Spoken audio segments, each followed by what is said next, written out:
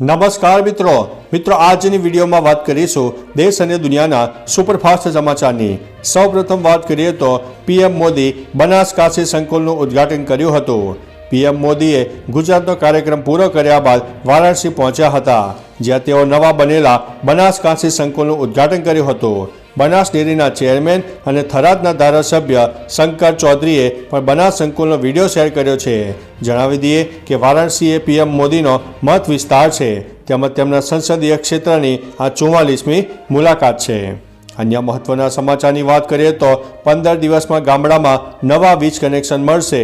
કેન્દ્ર સરકારે વીજળી ગ્રાહક અધિકાર નિયમોમાં સુધારો કર્યો છે। તેમાં સ્પષ્ટતા કરવામાં આવી છે, મેટ્રો શહેરમાં 3 દિવસની અંદર, નગરપાલિકાઓમાં 7 દિવસની અંદર, ગામડાઓની અંદર 15 દિવસની અંદર અને પર્વતીય વિસ્તારોમાં 30 દિવસની અંદર નવા કનેક્શન આપવાના રહેશે।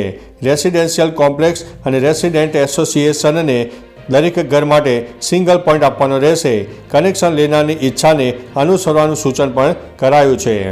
અન્ય મહત્વના સમાચારની વાત કરીએ તો અમેરિકાની એક ખાનગી કંપની ઇન્ટ્યુટિવ મશીન્સે ચંદ્ર પર જવાનું સપનું સાકાર કર્યું છે।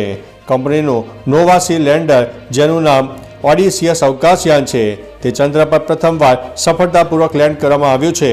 ભારતનું ચંદ્રયાન 3 લેન્ડર ઓગસ્ટ 2023માં ચંદ્રની સપાટી પર સુરક્ષિત રીતે પહોંચનાર દેશનું પ્રથમ અવકાશયાન બન્યું છે અને તેના કેટલાક મહિનાઓ બાદ આ લેન્ડિંગ સફળતાપૂર્વક થયું છે। તો ચાલો મિત્રો, ફરીથી દેશ અને દુનિયાના સુપરફાસ્ટ સમાચાર લઈને મળતા રહીશો। ત્યાં સુધી અમને રજા આપશો।